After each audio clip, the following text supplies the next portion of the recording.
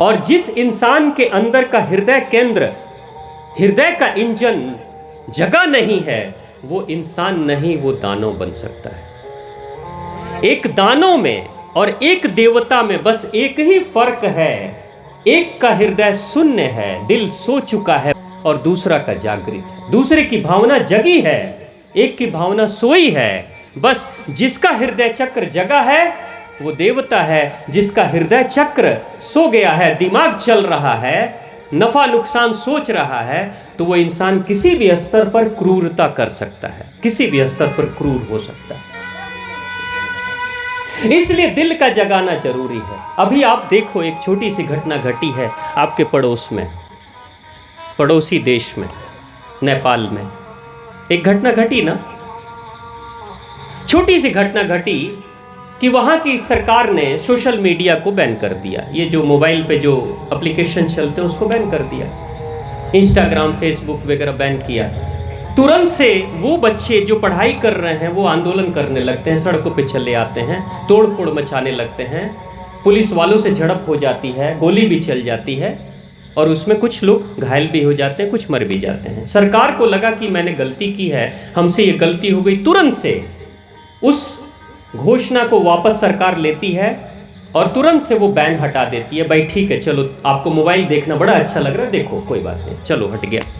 अब एक बात बताओ, जब प्रतिबंध हट चुका है तो उसके बाद भी दंगे हो रहे हैं। और दंगे कैसे?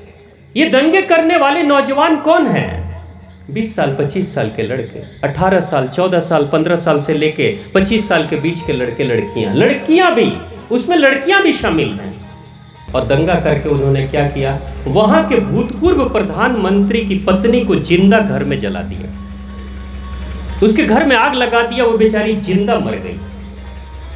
उसके प्रधानमंत्री मिनिस्टर्स को दौड़ा दौड़ा कर मार रहे हैं सड़कों पर।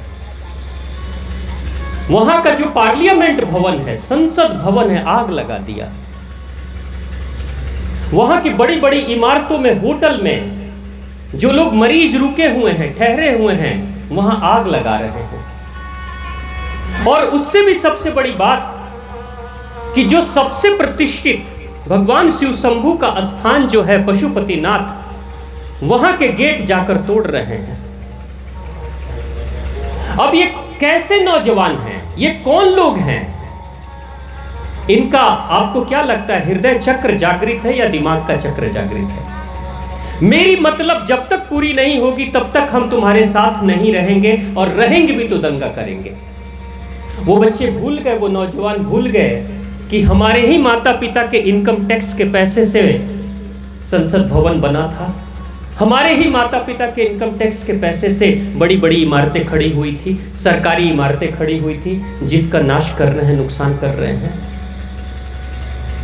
यानी ये जो नौजवान है ना, नौजवान की जो शक्ति होती है, वो शक्ति तभी कारगर होती है जब उनका भी हृदय चक्र जागृत होता है।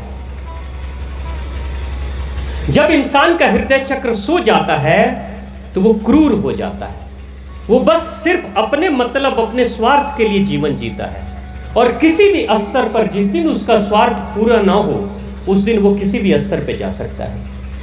मैंने ऐसे बहुत सारे नौजवान बच्चों को देखा है, सुना है कि जिंदगी भर माता पिता बाबूजी मर मर के कमा रहे हैं, अपने खून को पसीने की तरह बहा रहे हैं, बेटे को बेटी को सारी सुविधा दे रहे हैं। जीवन के किसी मोड़ पर अगर बच्चे को थोड़ा कम मिला और बाबूजी बोले कि आज पैसा नहीं है, आज तुम्हारी मांग पूरी नहीं कर सकते हैं, तो बच्चे अक्सर ये भी बोलते हैं, तो फिर काहे के लिए पैदा किए? आप माता पिता हैं तो आपको करना है। ऐसा लगता है जैसे माँ बाप ने कोई गलती कर दी,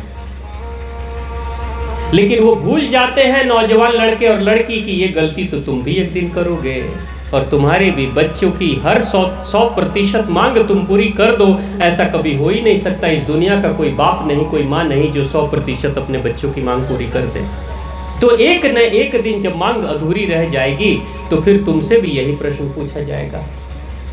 तो इसलिए मैं कथाओं में अपील करता हूं सभी माताओं बहनों से कि आप अपने घर के बच्चों को लेकर आइए, नौजवानों को लेकर आइए, क्योंकि कथा के माध्यम से हृदय केंद्र को जगाने की कोशिश की जाती है। जब हृदय केंद्र जगता है तो इंसान के अंदर की भावना जगती है, और इंसान के अंदर की जब भावना जगती है तो उचित अनुचित सही गलत में निर्णय कर पाता है वो। और जब सही गलत में निर्णय करता है तो वो एक अच्छा परिवार का सदस्य बनता है या समाज का एक बेहतरीन नागरिक बनता है और अपने जीवन का कल्याण करता है।